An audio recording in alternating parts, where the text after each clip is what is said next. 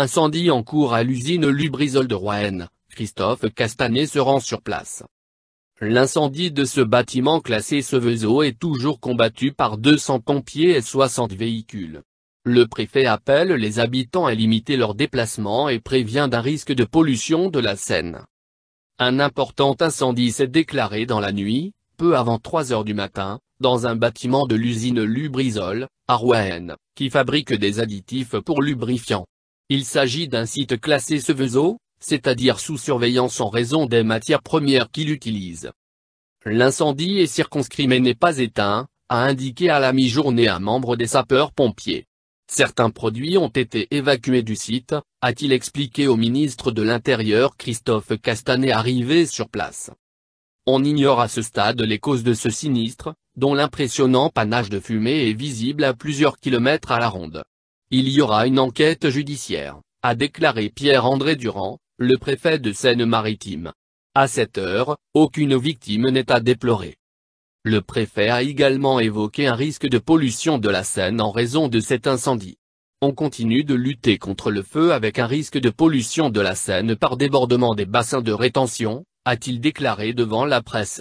La Seine, un des principaux fleuves français, passe notamment par Paris avant de traverser Roanne, puis se jette dans la Manche au niveau du port du Havre. Ne parvenant pas à maîtriser le sinistre, les pompiers locaux ont dû faire appel à des renforts venus des départements limitrophes de la Seine-Maritime. Ce jeudi matin, 200 pompiers et 60 véhicules sont toujours mobilisés.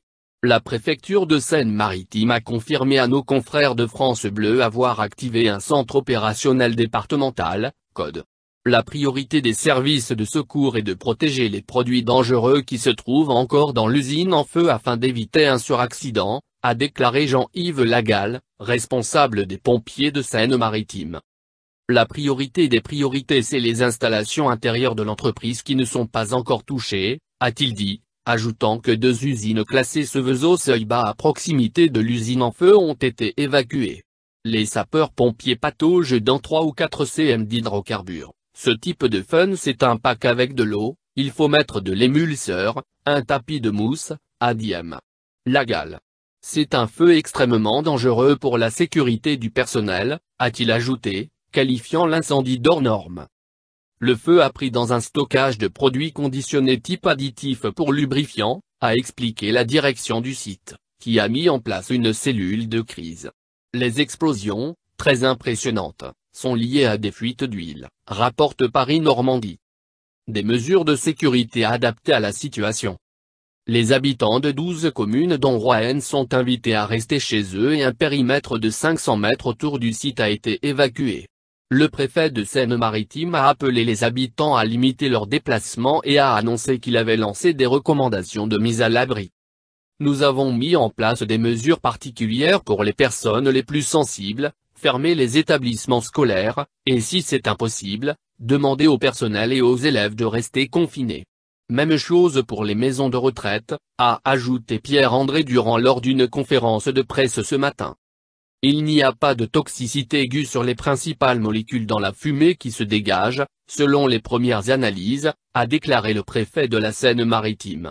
Il n'y a pas des éléments qui permettent de penser qu'il y a un risque lié aux fumées, a aussi affirmé le ministre de l'Intérieur Christophe Castanet sur RTL. Cet incendie rappelle l'affaire du Mercaptan en 2013, concernant la même usine. En janvier de cette année-là, une forte odeur, désagréable, émane de l'entreprise et provoque une crise sanitaire nationale. En cause ? La fuite d'un gaz, le Mercaptan, d'une des cuves de l'usine Lubrizol dont les émanations nauséabondes avaient été ressenties à plusieurs centaines de kilomètres à la ronde, jusqu'à une région parisienne. Profitant de vents porteurs, le nuage gazeux avait même traversé la Manche et atteint le sud de l'Angleterre.